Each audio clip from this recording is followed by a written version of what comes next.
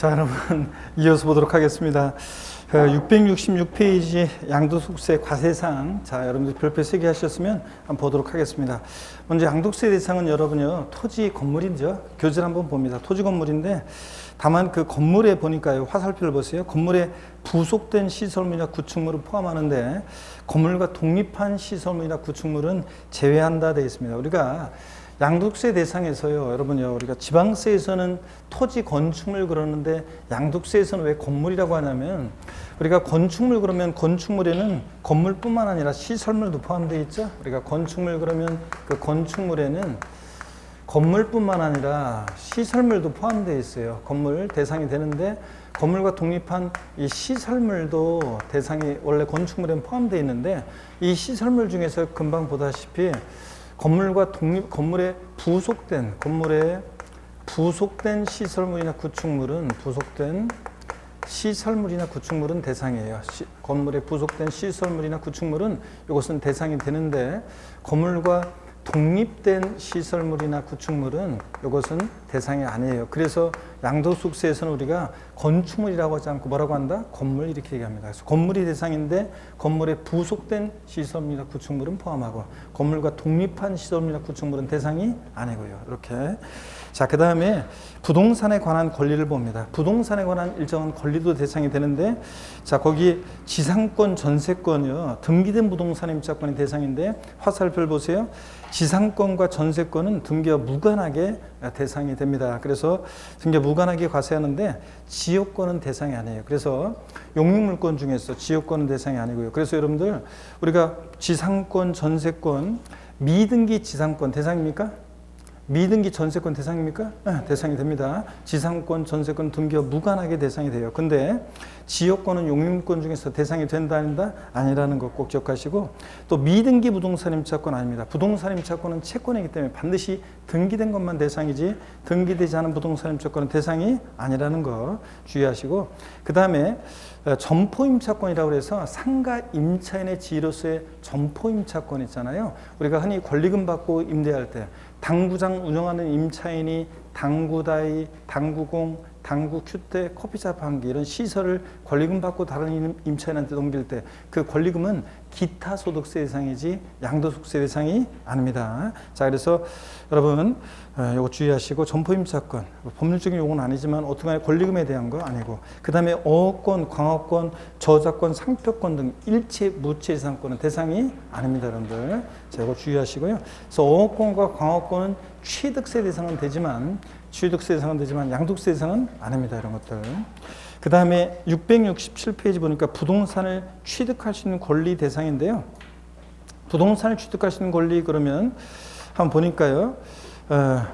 부동산을 취득할 수 있는 권리 그래가지고 한번 보니까, 자, 부동산을 취득할 수 있는 권리, 부동산의 취득 시가 도래하기 전에 당해 부동산을 취득할 수 있는 권리 그랬는데요. 동그라미 1번에 건물이 완성되는 때 건물과 이에 딸린 토지를 취득할 수 있는 권리 그래가지고요. 아파트 당첨권이나 분양권, 조합원 입주권 같은 걸 말합니다. 자, 여기 보니까 여기에 좀 잘못 들어가 있어요, 여기에. 자, 어떤 거냐면 우리가 시험에서는 그냥 이렇게 나오기도 해요. 건물이 완성되는 때 건물과 이에 딸린 토지를 취득할 수 있는 권리, 이렇게 나오기도 하고, 그 예가 나오기도 해요. 아파트 당첨권이나 분양권, 또 조합원 입주권, 이렇게 예가 나오기도 하는데 그랬을 때 여러분 보시면요, 우리가 아파트 당첨권이나 분양권을 갖고 있으면 본계약 체결해서 나중에 아파트 완공되면 그 건물과 그에 딸린 토지를 취득할 수 있게 되잖아요. 자, 그래서 부동산을 취득할 수 있는 권리로서 대상이 됩니다. 자, 그래서 아파트 당첨권, 분양권, 조합원 입주권 예가 나오기도 하고, 바로 그냥 건물이 완성되는 때 건물과 이에 딸린 토지를 취득할 수 있는 권리 이렇게 나오기도 합니다. 그 다음에 동그라미 2번에 보니까요, 지방자치단체라든가 한국토지주택공사가 발행하는 발행기간은 중요하잖아요. 토지 상환채권, 주택 상환채권 다 체크입니다. 지금 시험에 다 나왔던 것들이고, 그래서 토지 상환채권이나 주택 상환사채 같은 것은 나중에 주택으로 토지로 바꿔주잖아요. 그러니까 부동산을 취득할 수 있는 권리로서 대상이 됩니다. 그 다음에 부동산 매매계약을 체결한 자가 계약금만 지급한 상태에서 양도하는 권리요. 그래서 부동산 매매계약을 체결했다. 자, 우리가 계약금을 왜 치르냐? 부동산 매매계약 체결하면서 계약금을 지급한 자가 계약금을 지급한 자가 우선적으로 그 계약을 완성시킬 수 있는 지위, 권리를 갖게 되니까 우리가 계약금을 주잖아요. 그래서 간명의로 부동산 매매 계약 체결하면서 계약금을 치렀는데 잔금 치르기 전, 취득 시기 도래하기 전에 만약에 명의가 바뀐다. 자, 그러면 명의가 바뀐다. 그러면 이 갑은 부동산을 취득할 수 있는 권리를 양도했다고 본다고 그랬습니다. 자, 저희 부모님, 저희 시동생 명의로 아파트 분양계약 체결했는데요. 잔금 치르기 전에 명의가 바뀌면 어떤 식으로 문제되나요? 부동산을 취득할 수 있는 권리를 양도했다고 봅니다. 이때 참고적으로 이때 만약에 취득가액은 이때까지 계약금 중도금 들어간 게 있으면 이걸 취득가격으로 하고, 그 다음에 여기다가 양도가격은 여기다가 프리미엄 얹어서 팔았다 그러면 이 프리미엄 상당액에 대해서 양도세 부과하는 거라고 했잖아요. 자, 그래서 부동산 매매 계약을 체결한 자가 계약금만 지급한 상태에서 양도하는 권리, 즉 계약금을 지급했다, 그 자가 우선적으로 그 계약을 완성시켜서 결국 부동산을 취득할 수 있는 지위, 권리를 양도했다고 봐서 양도세가 부과된다 그랬습니다. 자, 그 다음에 3번 보면 기타 자산이요. 기타 자산에 보면은요, 기타 몽땅 싸가리다가 아니라 법에 열거되어 있는 것들이 기타 자산으로서 대상이 되는데, 특정 시설물 이용 회원권이요. 자, 회원권적 성격이 내포되어 있는, 들어있는 주식 포함해서요, 대상이 됩니다. 자, 그래서 골프 회원권 같은 이런 것들, 특정 시설물 이용 회원권, 그래서 골프 회원권, 콘도미니엄 회원권, 헬스클럽 회원권 이런 것들, 여러분 동네에 있는 헬스클럽 회원권 대상이 된다고 그랬어요, 안 된다고 그랬어요? 대상이 됩니다. 거래가 안 된다는 것뿐이지 여러분 동네에 있는 헬스클럽 회원권도 대상이 됩니다. 면적, 가액 기준 이런 거 없어요. 자, 남보다 배타적 우월적 주의에서 시설물을 이용할 수 있는 이용권 회원권 다 대상이 되고, 또 그 다음에 또 보시니까 회원권적 성격이 들어있는 주식 포함. 제 친구가 골프상법인의 대표라고 앞선 강의에서 얘기했죠. 뻥으로 그렇다고 그랬잖아요. 근데 우리 골프상법인의 주식을 인수할 생각이 없냐 그래서 좋다. 내가 니네 골프상법인의 주식을 갖고 있는 것만큼은 회원들이 누릴 수 있는 지위를 누리게 해줘라. 이럴 때 주식도 양도세 대상이 된다고 그랬습니다. 그 주식을 보유함으로 회원들이 누릴 수 있는 지위를 누리게 될 때 이런 주식 대상이 됩니다. 그 다음에 양가로 2번에 보니까 사업에 사용하는 자산과 함께 양도하는 영업권. 영업권은 반드시 사업에 사용하는 자산과 함께 양도해야지. 여러분요. 자, 사업에 사용한 자산이 뭔지도 아셔야 돼요. 그래서 토지, 건물, 부동산에 관한 권리 이런 것과 함께 자 양도할 때 영업권 대상이 됩니다. 그래서 토지, 자 시험에서는 사업에 사용한 자산과 함께 양도하는 영업권 이렇게 나오기도 하지만 사업에 사용하는 토지와 함께 양도하는 영업권, 사업에 사용하는 건물과 함께 양도하는 영업권, 사업에 사용하는 부동산에 관한 권리와 함께 양도하는 영업권 대상이 됩니다. 자, 그리고 영업권을 별도로 평가하지 않았으나 사회통념상 자산에 포함돼서 함께 양도된 것으로 인정되는 이런 영업권과 행정관청으로부터 인가허가, 면허 등을 받음으로써 얻는 경제적 이익 포함해서 하여튼 영업권 대상이 됩니다. 근데 여러분요, 거기 영업권 대상인데 동그라미 2번을 보세요, 여러분들.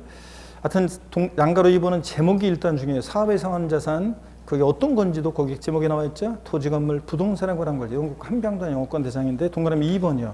몇 줄이죠? 사업에 사용하는 자산과 분리되어 영업권만 단독 양도함보다 기타 소득세 대상이라는 거. 그래서 반드시 영업권은 뭐랑 함께 양도해야 한다? 사업에 사용하는 자산과 함께 양도해야 한다는 걸 꼭 기억하시고요. 자, 그 다음에 거기 보시니까 특정 법인 주식 나와 있어요. 특정 법인 주식 요건은 이런 것들은 시험에서 바꿔서 나온 적이 없고 바꿔서 나올 가능성도 낮아요. 그냥 여러분들이 참고적으로 한번 보시면 되겠습니다. 여러분들 참고적으로 보시면 되는데, 자 한번 보세요, 여러분들.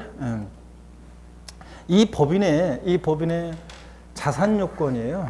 이 법인에서 부동산에 관한 권리가 차지하는 비율이 50% 넘어요. 부동산 좀 많이 갖고 있죠? 편하게 보세요, 여러분들. 그 다음에 주주 요건인데요. 이 법인에서 주주 1인과 그 다음에 그와 특수관계인자의 주식이 50% 넘어요. 전체에서. 주식 많이 갖고 있네요.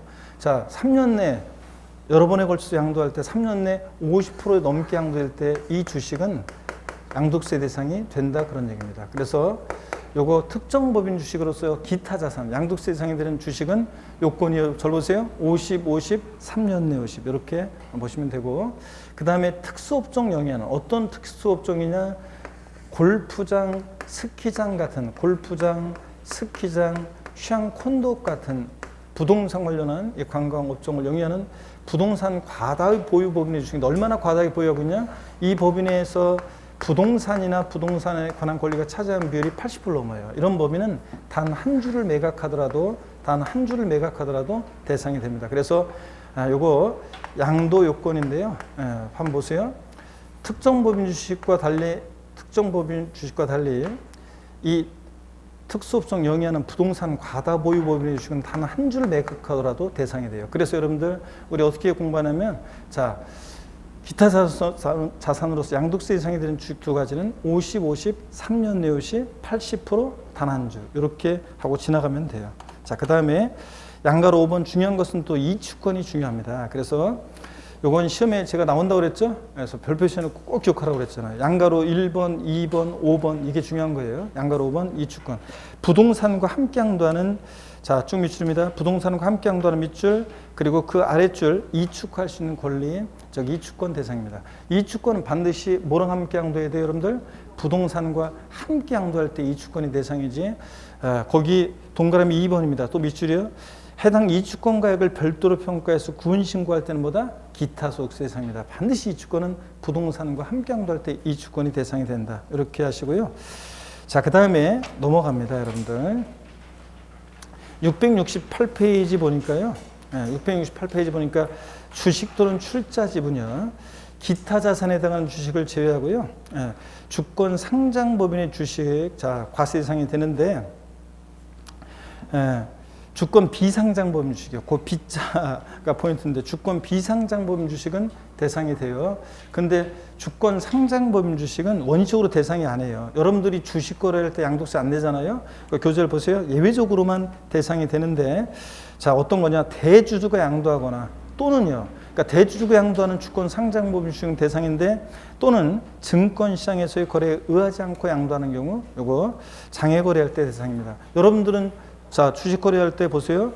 여러분 소액주주죠. 증권시장을 통해서 거래하죠. 그러니까 양도세 안 내잖아요.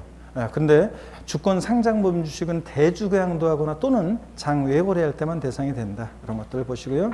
그 다음에 양가로 3번 보니까 외국 법인이 발행했거나 외국에 있는 시장에 상장된 주식 등으로서 법령이 정하는 것 자, 대상이 되고요.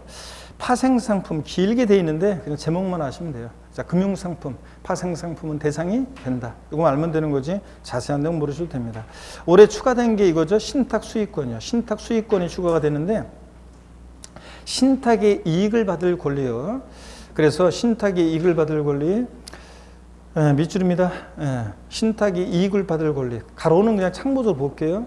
자본시장과 금융투자업에 관한 법률 규정에 따른 수익증권이라든가 또 법령이 정하는 투자신탁의 수익권 등 일정 경우는 제외되는 게 있는데 하여튼 신탁의 이익을 받을 권리, 양도로 발생한 소득은 대상이 된다. 다만 또 밑줄입니다. 신탁 이익을 받을 권리 대상이 된다는 거 가로 생략하고 밑줄 그 다음에 2번 신탁 수익권 양도를 통해서 신탁 재산에 대한 지배 통제권이 사실상 이전된다 그러면 그 신탁 재산 자체를 양도한 것으로 봐요. 이런 것도 눈여겨봅니다.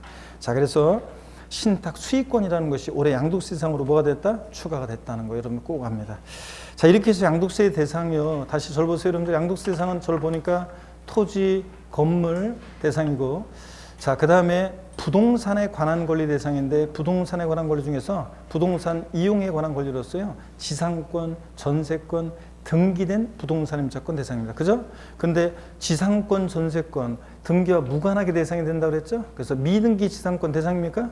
네, 미등기 전세권 대상이 됩니다. 미등기 부동산 임차권 아닙니다. 부동산 임차권은 반드시 뭐만? 등기된 것만 대상이지 등기되지 않은 미등기 부동산 임차권 대상이 아닙니다.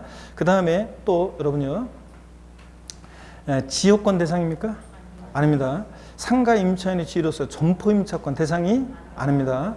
자, 또 우리 어업권, 광업권, 뭐 저작권, 출판권, 상표권 등 무채 재산권 대상이 아닙니다. 일체 부채상권 대상이 아니고 또 부동산을 취득할 수 있는 권리로서 건물이 완성되는 때 건물과 이에 딸린 토지를 취득할 수 있는 권리 그 예가 있는데 어떤 예를 들었어요? 아파트 당첨권, 분양권, 조합원 입주권 이런 것도 대상이 되고 그 다음에 토지 상환채권, 주택 상환사채 이런 것도 대상이 되고 토지주택을 바꿔주니까 부동산 매매 계약을 체결한 자가 계약금만 지급한 상태에서 양도하는 권리 이런 것도 대상이 된다고 그랬습니다. 그 다음에 또 우리 기타 자산에 5가지가 있어요. 먼저 특정 시설물 이용 회원권, 골프 회원권 대상입니까? 네, 여러분 동린 헬스클럽 회원권 대상입니까? 네, 명칭 불문하고 이용권 회원권 대상입니다. 다만 회원권적 성격이 들어있는 주식, 이 주식을 보유함으로 회원들이 누릴 수 있는 지위를 누리게 될 때 이런 회원권적 성격이 들어있는 주식도 대상이 된다고 그랬습니다. 그 다음에 또 특정한 법인 주식 2가지가 있는데 50, 3년 내옷이 80% 단한주주권에 해당되는 주식. 그 다음에 이 주권은 반드시 뭐랑 함께 양도해야 돼? 예? 이 주권은 반드시 뭐랑요? 부동산과 함께 양도할 때 이 주권이 대상이 된다는 거. 기타 자산에서. 자, 그래서 이 주권만 단독 양도하면 이 주권만 가액을 구분평가해서 구분 신고하면 이건 뭐가 된다? 기타 소득세 대상이다. 자, 그 다음에 영업권은 반드시 뭐랑 함께 양도해야 돼요? 사업에 사용하는 자산과 함께 양도해야지. 영업권만 단독 양도하면 뭐다? 기타 소득세 대상이라고 그랬습니다. 그죠? 여러분들. 그래서 사업에 사용하는 자산이 뭐냐면 토지, 건물, 부동산에 관한 권리 이런 거 함께 양도하는 영업권만 대상이 된다는 거 꼭 기억하시고요. 그 다음에 주식 출자 지분은 주권 비상장법인 주식은 원칙 대상인데 주권 상장법인 주식은 예외적으로만 대상이 되죠. 대주 양도하거나 또는 뭐 할 때 장외 거래, 증권시장을 통하지 않고 거래할 때 장외 거래할 때만 대상이 된다. 이런 것들. 그 다음에 파생 상품은 그냥 대상이 된다는 거 마시면 되고 신탁 수익권도 대상이 된다. 올해 추가가 됐다. 다만 신탁 수익권 대상인데 어떤 신탁 재산에 대한 지배 통제권까지 같이 만약에 이게 이전하게 되면 그러면 신탁 재산 자체를 양도한 것으로 본다. 이런 것들 우리 신설된 규정까지 봤습니다. 됐고요. 여러분들 669페이지 양도의 개념 및 유형입니다. 자, 양도소득세 양도라는 게 어떤 거냐 한번 보겠습니다. 누가 여러분한테 양도소득세 양도가 뭐냐 물어보면 한마디로 뭐라고 대답하시라고 했어요? 사실상 유상 이전이다. 자, 그래서 거기 교재 나와 있습니다. 자, 근데 뭐 양도세 대상은 뭐 지금 금방 다 소개를 해드렸고 복습하면서 이거 한번 제가 설명을 드렸고요. 대상인 것과 아닌 거 쭉 한번 지금 다 살펴봤습니다, 여러분들. 자, 제가 지금 복습하면서 쭉 한번 살펴봤어요. 화면 한번 보시면 되고 제가 다 설명드렸고 그죠, 여러분들? 지금 말로 다 설명을 드렸습니다. 자, 그래서 다 설명을 드렸고 대상인 것들. 자, 설명드렸고. 그 다음에 여러분요, 뭐 저 파생상품 같은 것은 신경 쓸 거 없어요, 여러분들. 자, 됐습니다. 양도의 유형을 한번 보시면, 자, 누가 여러분한테 하여튼 양도세 양도가 뭐냐 그러면 다시요. 양도세 양도는 뭐다 한마디로 사실상 유상 이전이다. 그래서 거기 교재를 보세요. 사실상 이전만 하면 돼요. 등기 등록과 관계없이 사실상 이전만 하면 양도를 봅니다. 자, 양도소득세 양도란 민법 등 관계법령에 따른 등기 등록을 이행한 경우에 한한다 이러면 틀려요. 그 다음에 사실상 이전해야지 형식적으로만 이전하는 것은 양도가 아니라고 그랬죠. 그 대표적인 예보 양도 담보 목적으로 이전은 양도에 당하지 않습니다. 여전히 채무자가 사용 수익하여 변제액에 대해서 돈을 못 갚으면 이거 네 마음대로 알아서 해. 처분권만 이전하는 거라고 그랬죠. 양도 담보 목적으로 이전은 양도에 당하지 않습니다. 그래서 다시 한번 여러분 좀 이따가 양도 담보 할 때 또 한번 설명을 드릴게요. 좀 모르시는 분들. 자, 양도 담보 목적으로 이전은 양도에 당하지 않는다고 했는데 형식적 이전이라고 그래요. 왜냐면 사실상 이전이 아니에요. 양도 담보 목적 이전은. 제가 옛날에 공부할 때 재봉틀 판례로 공부했다고 그랬죠. 자, 어떤 어머니가 1960년대, 70년대 어떤 재봉틀을 담보로 해서 금전을 돈이 필요해서 빌리는데 여전히 어머니가 재봉틀을 굴려서 사용 수익해서 수익이 발생하면 자기가 가져요. 근데 변제액에 대해서 돈을 못 갚으면 이 재봉틀 네 맘대로 알아서 해라. 처분권만 이전하죠. 이럴 때 이 이전은 그 모조리 어머니가 사용 수익하는데 처분권만 이전한 거니까 사실상 이전이 아니어서 양도에 당하지 않는다. 그래서 갑이라는 사람이 을로부터 금전을 대여받았는데 자신이 어떤 자산을 담보로요.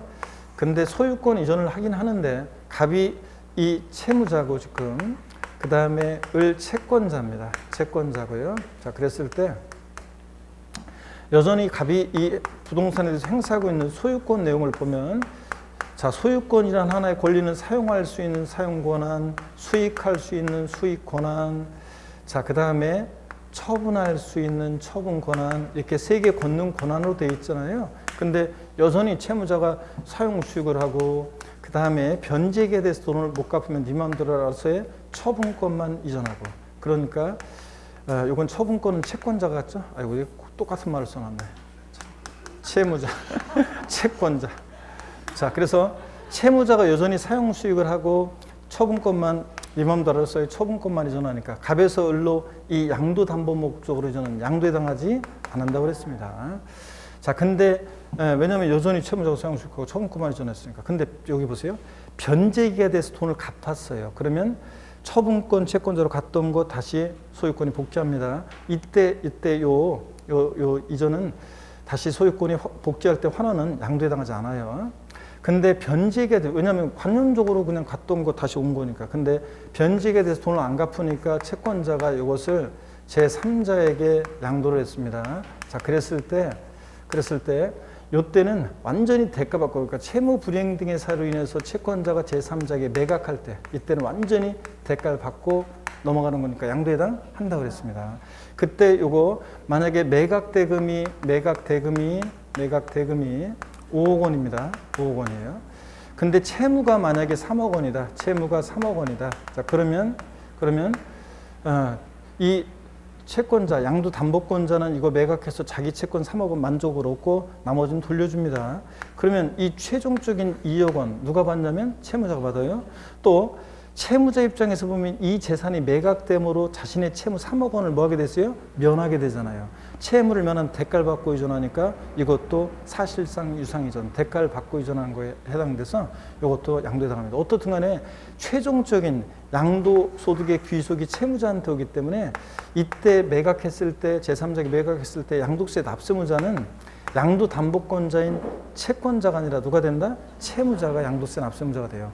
양도속세는 결국은 이렇게 구조만, 요거는 채무를 면한 대가를 받고 이전했다. 대물변제로서 양도해당하고, 이건 어차피 매각해서 받은 거. 그래서 결국은 사실은 5억 전체에 대해서 양도소득세가 계산돼요. 5억 전체를 양도한 것으로 봅니다. 하여튼 이런 것까지 물어보진 않고 우리 시험에서는 양도담보 목적으로 저는 양도에 해당하지 않는다. 단 채무불이행 등의 사유로 변제 충당 매각했을 때는 양도에 해당한다. 요거만 알면 돼요. 자, 그래서 거기 교재 하여튼 형식적 이전은 양도가 아니다.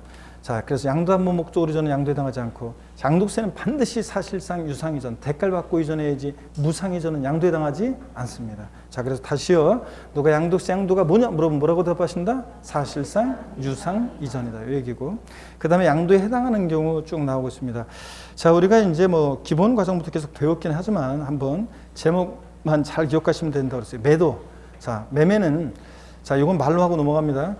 자, 매매한다 그러면 보세요. 매도인 입장에서는 매수인으로부터 거래대금 받고 이전하죠. 그러니까 사실상 유상이전, 대가를 받고 이전하니까 양도에 해당합니다.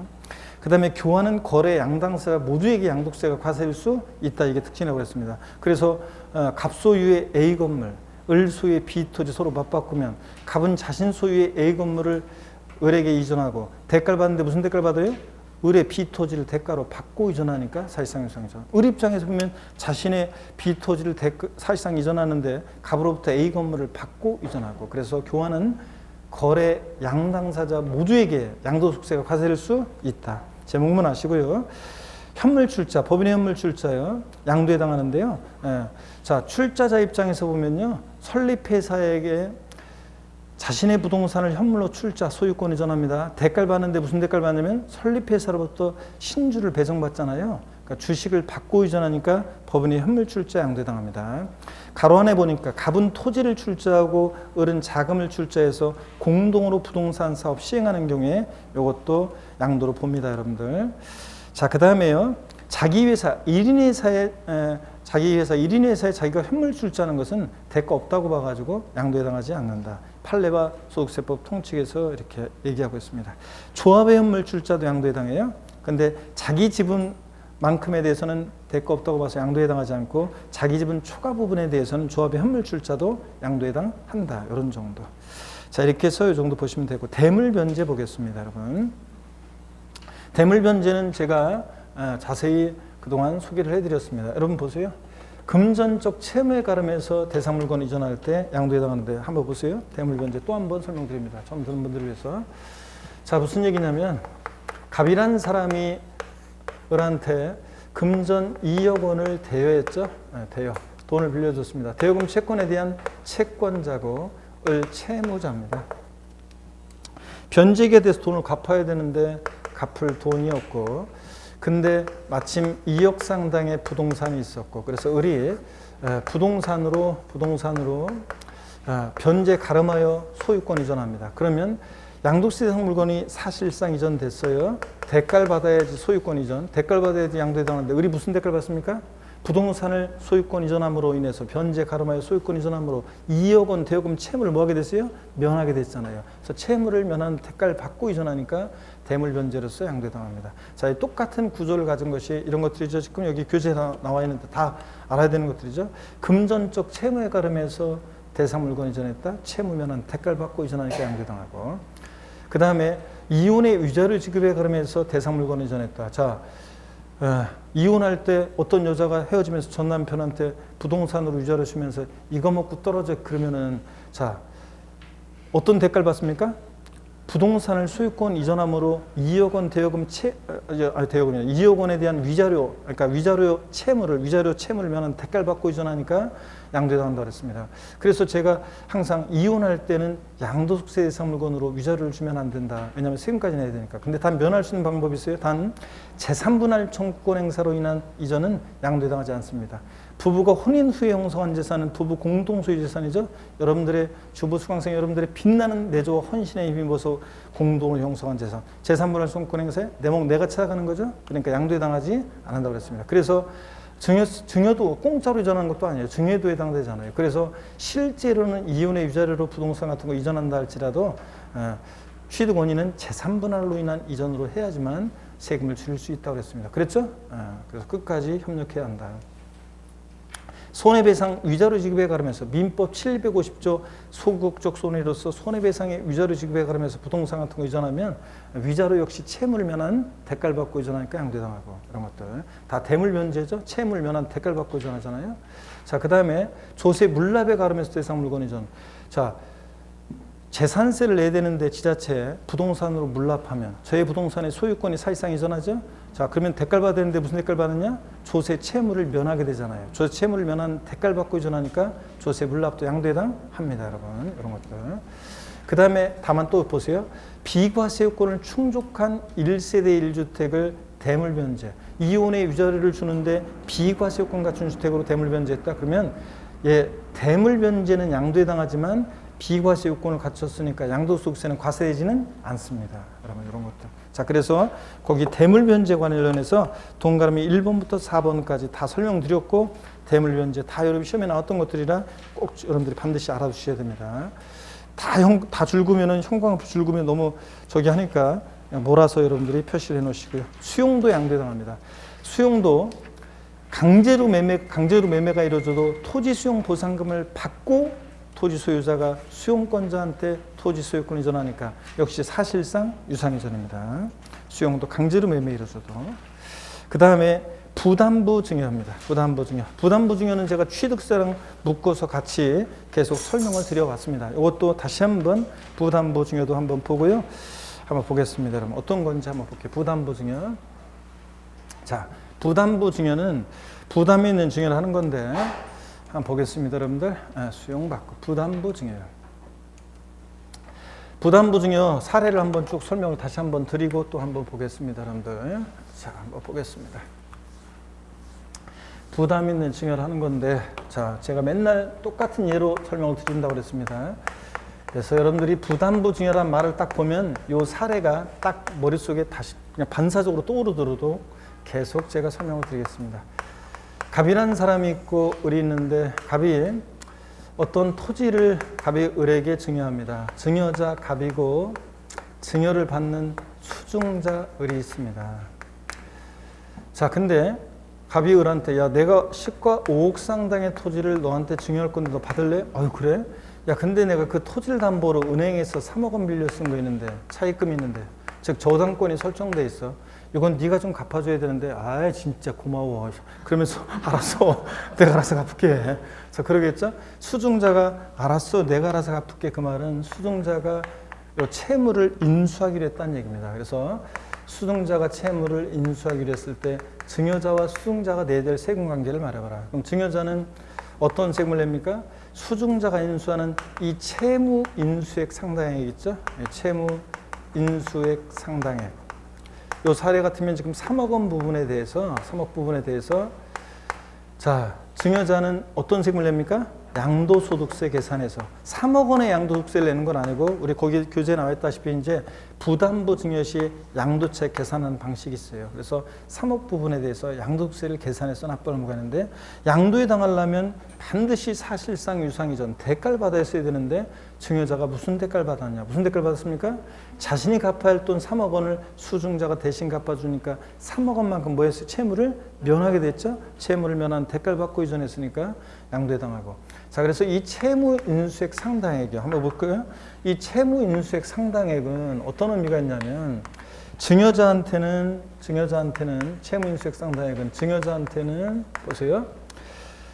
자신이 갚아야 할 돈을 수증자가 대신 갚아주니까 3억 원만큼 채무를 면하는 대가를 받고 토지가 이전했으니까 사실상 유상이전으로서 양도에 당한다. 그랬죠? 예. 그래서 제가 이런 부담부 증여 요 사례에서 이렇게 해놓고 다음 중 소득세법상 양도에 해당하는 금액은 얼마인가? 1번 5억, 2번 3억, 3번 2억, 4번 1억, 5번 5천만 원. 얼마입니까? 이렇게 문제를 내면 수험생들이 계산 문제인 줄 알고 아유 계산 문제 통과하면서 안 푼다고 그랬잖아요. 자, 요거 계산 문제가 아니라 양도에 해당하는 금액 얼마입니까? 3억 원이 양도에 해당하는 금액입니다. 취득세 입장에서도 말씀을 드렸는데 취득세에서는 보세요. 취득세에서는 이 채무인수액 상당액은 유상 취득한 거로 봐요. 그래서 대가를 주고 유상 취득한 것으로 보는데 자, 무슨 대가를 줬냐고 수증자 을이 갑한테요? 무슨 대가를 줬습니까? 예. 자신이 갚아야 할 돈, 갑이 갚아야 할 돈을 3억 원을 수증자가 대신 갚아주니까 증여자한테 수증자가요 3억 원만큼 눈 뜨시고 채무를 면해주는 대가를 주고 취득했다고 봐요. 그래서 채무인수액 상당액은 유상축으로 보고 수증자는 보세요. 수증자는 일단 채무인수액 이외 자산이요. 수증자는 채무인수액 이외 자산. 자, 채무인수액 이외 자산. 그러면 요 사례 같으면 5억에서 갚아야 하는 돈 3억 뺀 2억 부분에 대해서 수증자는 어떤 세금을 납부할 의무가 있다? 수증자는 증여세 납부할 의무가 있다. 증여에 해당되고요. 증여에 해당되고. 증여세는 뭐 무조건 부과되는 건 아니지만 하여튼 증여에 해당되고. 취득세 입장에서 보면 공짜로 받은 거죠, 이거는. 갚아야 하는 돈 3억 뺀 5억에서 3억 뺀 2억 부분은 공짜로 받은 거니까 뭐로? 무상으로, 증여로, 무상으로 취득한 것으로 본다고 그랬습니다. 자, 그래서 포인트는 이따 취득세에서는 유상 취득이냐, 무상 취득이냐 이게 포인트고요. 그 다음에 또 여러분 봅니다. 이거는 배우자 직계존비속관이 아닐 때 얘기죠. 증여수증자가 만약에 얘네들이 배우자 또는 직계존비속관이다 그러면 얘기가 틀려진다고 그랬습니다. 배우자 직계존비속관이다. 남편이 부인한테 저렇게 부담부 증여했더니 알았어 여보 내가 알아서 3억 원 갚을게. 결국은 부담부 증여. 직계존비속관 부담부 증여예요. 결국은 남편도 갖다 갚을 것이고 아버지가 수능 준비하는 미성년자인 자녀한테 부담부 증여했더니 알았어요 아빠 제가 수능 준비하는 틈틈이 알바에서 갚을게요. 결국은 아버지 돈 갖다 갚는다고 그랬죠. 그렇기 때문에 배우자 직계존비속관의 부담부 증여는 저 채무인수액 상당액은 수증자에게 인수되지 않은 것으로 추정한다 본다예요. 인수되지 않은 것으로 추정한다에 본다예요. 양도소득세에서는 무조건 추정한다고 취득세에서 무조건 보다 간주한다 본다라고 그랬습니다. 그래서 인수되지 않은 것으로 추정합니다. 인수되지 않은 것으로 추정하니까 결국은 증여에 해당되고 채무인수액은 양도에 해당하지 않는다. 그래서 5억 전체에서 대해서 증여하는 것으로 추정해서 5억 전체에 대해서 저 사례 같으면 증여세가 부과됩니다. 근데 단 배우자 직계존비속관에도 만약에 채무인수 사실이 채무인수가 입증이 된다. 객관적으로 입증이 되면 양도로 보는 경우도 있다. 배우자 직계 존비속 간에도. 그래서 배우자 직계 존비속 간의 부담부 증여는 항상 양도소득세 과세하지 아니한다. 엑스입니다. 항상은 아니고 대가 입증이 되면 양도로 보는 경우도 있다. 이렇게 여러분들이 정리해 두시면 됩니다. 자, 그러면 교재 거기 자 보도록 하겠습니다. 679페이지, 670페이지 부담부 증여, 670페이지입니다. 부담부 증여. 수증자가 인수하는 채무 인수액 상당액은 증여자한테는 뭐가요? 양도에 해당해서 증여자에게 양도세 과세되고, 수증자는 유상 취득한 것으로 봐서 취득세 입장에서는 보고, 채무 인수액 이외 자산은 채무 인수액 이외 자산에 대해서는 공짜로 받은 거니까 증여에 해당되고, 수증자 입장에서 보면 무상 취득으로서 이건 취득세에서는 무상 취득으로 본다는 거. 동그라미 3번 배우자 직계존비속 간의 부담부 증여는요, 수증자에게 인수되지 않은 것으로 채무액이 추정돼서 양도에 해당하지 않고 증여세가 부과되는데 증여로 추정하는데, 다만 해당 채무를 인수한 사실이 객관적으로 입증되면 양도로 보는 경우도 있다는 거. 그 다음에 부담부 증여에 대한 양도차익 계산, 양도가액과 취득가액은 어떻게 계산하냐 나오는데요. 이게 이제 시험에서 이미 계산 사례 문제로 예전에 한번 나왔는데, 또 이게 30회 시험 때 사례 문제로 한번 이걸 알고 있는지 물어봤어요. 지금 그렇기 때문에 이게 32회 시험에서 계산 사례로 또 나올 가능성은 극히 낮습니다. 그래서 그냥 참고적으로 이렇게 한번 보시는 거예요. 그래서 참고적으로 한번 보시면 양도가액과 취득가액의 부담부 증여시 어떻게 계산하느냐 맛보기로 살짝 맛보기로 보여드릴게요. 여러분들 어떤 거냐면 여기 맛보기로 한번 보여드립니다.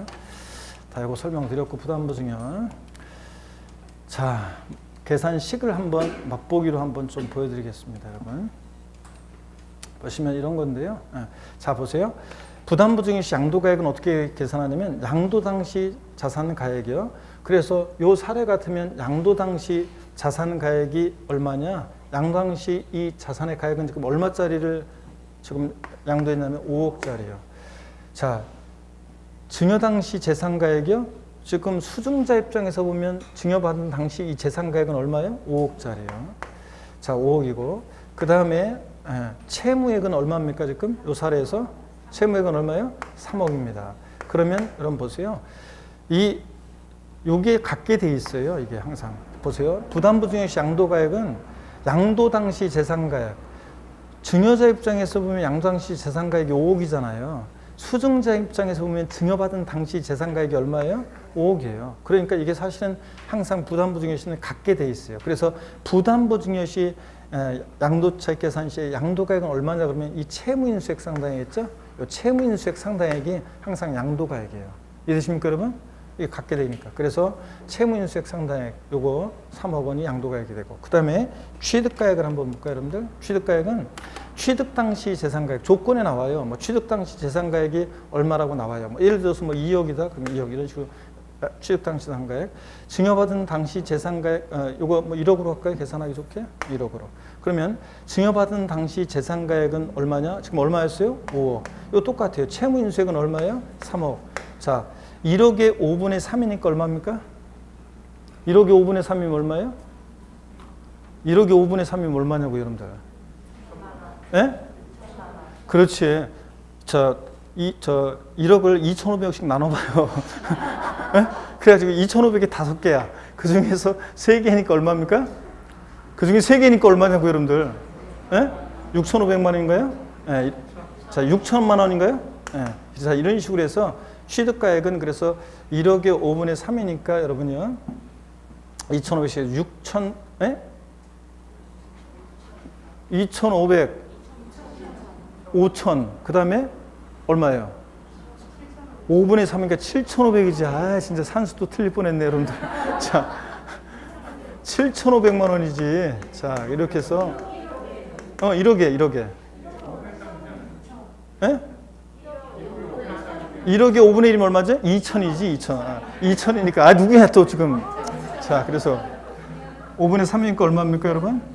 6천이지, 6천. 6천만 원. 이런 식으로 여러분요, 계산합니다. 자, 이런 식으로. 그래서, 요거 취득당시 가액 1억이라고 할 때요. 자, 그래서 이제 요건데, 포인트는 여러분 뭐냐면, 이미 계산 문제가 나와가지고, 또 나올 가능성이 낮고 나중에 문제 풀이할 때라든가 기출문제 우리가 할 때 또 한번 문제 볼 거예요. 근데 자, 한번 그냥 계산식의 의미만 한번 봅니다. 부담부 중에서 양도책 계산할 때 양도가액은 뭐가 된다고요? 무조건 채무인수액 상당히 돼요. 왜냐하면 이게 이제 저기니까. 근데 취득가액, 취득 당시 가액은 조건에 주어져요. 자, 그리고 똑같아요. 증여 당시 재산가액분의 채무인수액 곱해가지고 구합니다. 뭐 이런 거예요. 한번 그냥 여러분들 보시고. 그 다음에 과세 대상에 해당하지 아니하는 자산을 함께 부담부 중에 했을 때 요거 이제 채무액 구하는 건데 요것도 여러분들이요. 이미 30회 시험 때 사례로 나오는데 나중에 기출문제 할 때 한번 사례를 보면서 한번 말씀드릴 기회가 있을 거예요. 근데 시험에서 어떻든 간에 또 나올 가능성은 낮다. 그래서 나중에 문제풀이 할 때 기출문제 한번 보면서 이렇게 슬쩍 보고 지나가면 돼요. 양가로 7번 봅니다. 공유물 분할입니다. 공유물의 단순 분할. 양도 아닌데, 자, 양도 아니면 그랬는데 지분의 변경 없는 단순 분할은 자기 지분 그대로 나눈 거잖아요. 그러니까 뭐 누가 대가 받고 준 거 없잖아요, 여러분들. 누가 대가 받고 준 거 없으니까 양도에 해당하지 않습니다. 자, 한번 봅니다. 자, 그 다음에 그래서 자기 지분 그대로 그냥 나눠 가진 거니까. 그 다음에 공동 소유 토지를 소유진별로 단순히 분할하거나 공유자 지분 변경 없이 2개 이상의 공유 토지를 분할했다가 그 공유 토지를 소유진별로 단순히 자, 재분할하는 경우. 이건 어떤 거냐면 이런 거라고 했습니다. 자, 보세요. 가불이 공유하고 있는 공유물인데, 자, 지분의 변경 없이 2개 이상의 공유 토지로 분할해요. A 토지와 B 토지로. 그러면 지분의 변동 없이 A 토지도 가불이 공유하고 B 토지도 가불이 공유하고 있는데 지분별로, 소유진별로 분할했다. 자, 지분의 변동이 있어요, 없어요? 없으니까 요거는 양도에 해당하지 않습니다. 누가 대가 받고 준 거 없으니까. 근데 동그라미 3번을 봅니다. 지분이 변동하는 공유물 분할의 경우에 지분 감소로 변동할 때 대가 있으면 유상 이전일 때 양도에 해당한다는 거. 그래서 가불이 공유하고 있는 공유물을 자 50%씩 지분이었는데 분할하였다. 갑 60, 을 40% 지분으로 분할했다. 그러면 종전 지분보다 갑은 10%만큼 더 추가 취득했고, 그래서 더 늘어났고, 늘어난 부분에 대해서 취득세가 부과될 수 있고요. 근데 을은 50%에서 40% 지분으로 줄었잖아요. 공유지분권 10%를 을이 갑한테 대가를 받고 이전하면 요거 양도에 해당합니다. 공유지분권 대가를 받고 이전한 거니까 10%를. 자, 그 다음에 공매 경매도 강제적으로 매매 이루어져도 공매 경매도 양도에 해당한다고 그랬습니다. 어떤 주부 수강생이 제 친구 얘기인데 물어봐도 되나요 하면서 제 친구 얘기를 몇 번씩 강조하면서 물어봤었죠. 그럼 제 친구네 집이 사업이 망해서 집이 공매 경매에 넘어가는데도 그때도 양도세 과세할 수 있다는 건가요? 그럴 수 있다고 그랬죠. 사업이 망했는데도요. 실제 과세되느냐는 변론으로 하고, 그죠? 요거 공매 경매도 공매대금 경락대금 받고 이전하니까 양도에 해당합니다. 근데 다만 공매 경매된 자산을 자기가 재취득하는 경우 양도에 양도가 아니든 그런데 경매된 자산을 자기가 재취득한다. 이건 이런 거라고 그랬죠, 여러분들? 자, 경매된 자산을 자기가 재취득한다. 자, 갑이라는 사람과 을이라는 사람이 있는데 갑이 어떤 부동산을 담보로 돈을 빌렸죠? 채무자, 채권자입니다. 근데 이 자산이 나중에 채무자가 돈을 갚지를 못했어요. 근데 이 부동산이 사실은 병이라는 사람 소유였죠? 병이라는 사람. 자, 병소유 부동산을 담보로 돈을 금전을 대여받았다가 돈을 못 갚으니까 이때 병은 물상보증인이죠. 타인의 채무에 자신의 부동산을 담보로 제공하게 하고 상대가 맞아요. 그럴 때 아까 부동산 임대업에서 자신의 부동산을 타인의 채무에 담보로 제공하고 사용대가 받을 때 부동산 임대업에 포함했어요, 안 했어요? 포함했죠? 자, 근데 이 채무자가 돈을 안 갚으니까 채권자가 이것을 경매에 넘겼습니다. 이게 웬 날벼락이냐 그래가지고 이게 이거 지워야 되겠네요. 이게 웬 날벼락이냐 그래서 이 물상보증인이 경매에 참여하죠. 내가 절대 남의 손에 못 넘어게 한다 해서 경매에 참여해요. 그래서 요거 경매에 참여해서 재취득했습니다. 자, 물상보증평이 그랬을 때 양도에 해당한다, 해당하지 않는다? 해당하지 않는다 그랬습니다. 그래서 자, 공매 경매된 자산을 자기가 재취득할 때 여기서 자기는 여러분 집에 있는 자기도 아니고 도자기도 아니고 어떤 자기? 물상보증인 자기가 재취득할 때 양도에 해당하지 않습니다. 자, 이렇게 보시고 671페이지 양도에 해당하지 않는 경우 보겠습니다. 무상 이전 양도에 당하지 않습니다. 여러분 반드시 대가를 받고 이전해야지 무상 이전은 양도에 당하지 않고, 양도 담보 목적으로 이전은 양도에 당하지 않는다. 아까 설명드렸죠? 양도 담보 목적으로 이전은 양도에 당하지 않습니다. 여전히 채무자가 사용 수익하고 변제액에 대해서 돈을 못 갚으면 네 마음대로 알아서 해. 처분권만 이전하니까. 근데 다만 채무 불이행 등의 사유로 자 매각, 변제, 충당할 때는 양도에 당한다고 그랬습니다. 이건 완전히 대가 받고 넘어가는 거니까. 그래서 누가 납세무자가 된다고 그랬어요? 채권자라고 했어요? 채무자라고 했어요? 채무자. 아까 말씀드렸고, 환지 처분 등 봅니다. 정책적 목적으로 환지 처분으로 지번, 지목이 변경되는 경우 양도에 당하지 않습니다. 원토지 소유자와 사업시행자 사이 내부적으로 왔다 갔다 하는 것 세금을 부과하면 절차 늦어지고 사업 비용 증가하기 때문에, 다만 환지 처분 시 교부받은 토지 면적이 환지 처분의 권리면적보다 감소된 면적에 대해서 금전적 보상을 받은 경우, 즉 감안지의 경우 양도로 본다 그랬습니다. 어떤 거냐면 이건 이런 거라고 그랬습니다. 여러분 자 보시면 환지 처분에 관해서요. 자 한번 보세요. 양도에 당하지 않는 경우에서 양도담보 받고 그 다음에 환지 처분 등 그랬어요. 여기 한번 봅니다. 요건 여기 좀 잘렸네. 자 여기 한번 봅니다. 어떤 얘기냐면 요거 이런 거라고 했습니다. 우리가 여기 보세요. 도시개발 사업 등이 벌어지는 지역인데 뭐 중요한 것은 환지 처분으로 지번 변경되는 경우, 갑이라는 사람이 A 토지 소유자인데 사업 시행자로 갔다가 사업이 종료하게 되면 A-라는 토지를 환지 받을 때 결국은 자기 땅 주고 자기 땅 받은 거예요. 자, 그 자기 땅 주고 자기 땅 받은 거라 사실 양도에 당하지 않은 건데, 이때 환지 받으면서 지목도 바뀌고 지번도 바뀌었죠. 이전은 양도에 당하지 않는다는 건데요. 또 이따가 나오죠. 원토지 소유자들이 사업 시행자에게 토지 소유권을 이전했는데 이 토지가 보류지에 충당되는 토지다 그러면 이것도 역시 정책적 목적으로 양도에 당하지 않는다고 그랬습니다.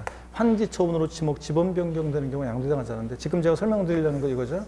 도시개발 사업이 벌어지는데 갑이라는 사람이 예를 들어서 권리 면적이 300제곱미터입니다. 근데 나중에 사업 시행자로 갔다가 환지 받았는데 200제곱미터로 환지 받았다. 자, 그러면 이대로 끝나면 안 되죠? 총산 절차를 거쳐야 되는데, 을은 권리 면적이 100제곱미터였는데 나중에 환지 받았는데 200제곱미터로 환지 받았다. 이대로 끝나면 안 되죠? 그랬을 때 갑은 그러니까 300제곱미터에서 100제곱미터니까 100제곱미터만큼을 사업 시행자에게 양도한 거고, 청산 절차 들어갔을 때 얘는 청산금을 부담에 대해 수령해야 돼요? 줄어든 것만큼 받아야죠. 환지 권리 줄어들었습니다. 감안지요. 자, 그 다음에 얘는 100에서 200 받았으니까 100제곱미터만큼 얘는 취득한 거고, 청산 절차 들어갔을 때 청산금을 부담해야 돼요? 수령해야 돼요?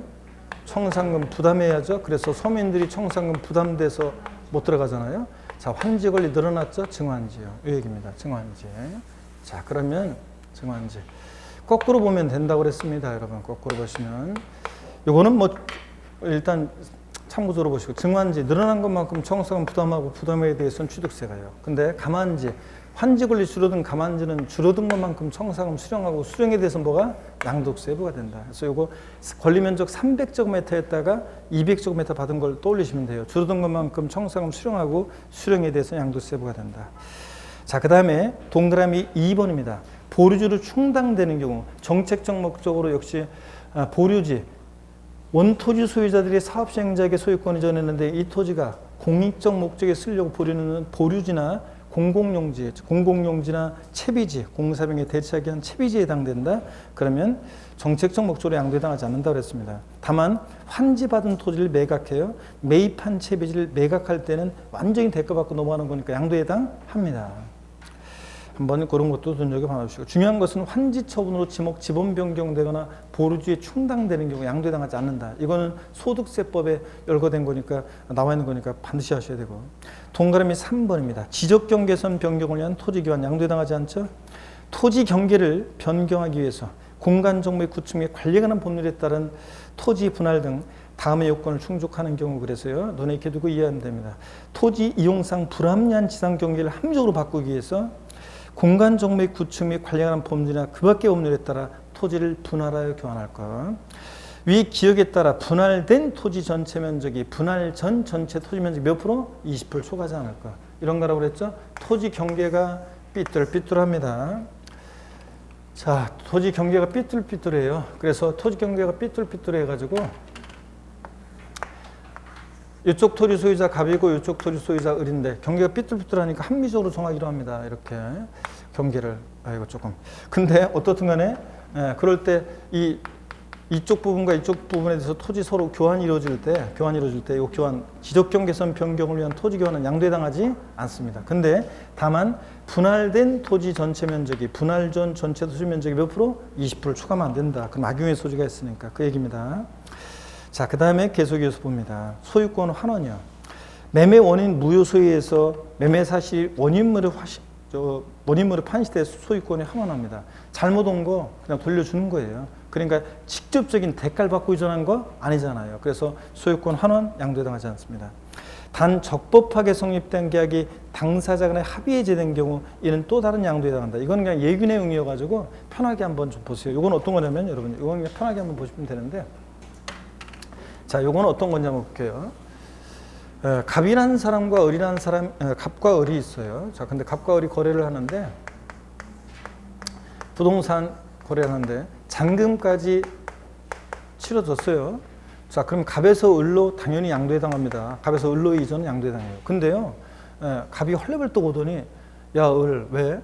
야, 너랑 나랑 모르는 사이도 아니고 내가 너한테 이 집을 팔았잖아. 근데 아버지 저희 돌아가신 우리 아버지가 오랫동안 살았던 집이잖아. 근데 너한테 팔고 났더니 자꾸 꿈에 아버지가 보이는 것이 이거 팔지 말라는 계시는 것 같은데 자, 이거 우리 모르는 초이도 아닌데 없던 걸 하자. 그래, 그러자 뭐. 자, 그랬을 때 보세요. 적법하게 성립한 계약이요. 당사자 간의 합의 해제로 이전해요. 그럼 이때 이 을에서 갑으로 이전은 또 다른 양도해당합니다. 양도소득세가 과세되느냐는 변론이에요. 양도소득세는 항상 뭐가 있어야 돼? 양도 차익이 있어야 되는 거고 양도소득이 있어야 되는 거니까 그거는 변론으로 하고 갑에서 을로 이전 양도해당하고요. 을에서 갑으로 이 합의해제로 인한 이전도 또 다른 양도해당합니다. 자, 요 차이점은 이건 잔금까지 다 치렀어요. 적법하게 성립한 계약이 당사자 합의해제로 이전한 경우는 또 다른 양도에 해당한다. 이건 참고적으로 보시고 중요한 것은 이거예요. 시험에 나왔던 것은 매매 원인 무효 소유에서 매매 사실이 원인물을 판인해서 소유권 환원. 하여튼 지문에 소유권 환원 나오면 원칙적으로 양도해당하지 않는다. 자, 이렇게 생각하시면 됩니다. 잘못 온 거 돌려준 거니까. 양가로 5번이요. 신탁, 명의 신탁 포함해서 신탁으로 인한 이전입니다. 신탁이요. 믿고 맡기는 거잖아요. 직접적인 대가를 받고 이전하는 게 아니라 그냥 믿고 맡기는 거니까 이거 양도해당하지 않습니다, 여러분. 그 다음에 거기 박스 안에 보니까 법원의 확정 판결에 의해서 신탁 해지를 원인으로 소유권 이전 등기하는 경우도 양도해당한다. 하여튼 신탁, 소유권 환원 들어있으면 양도해당하지 않습니다.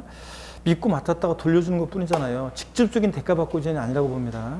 그래서 거기 소유권 환원의 동그라미 양가로 4번, 양가로 5번 신탁의 동그라미요.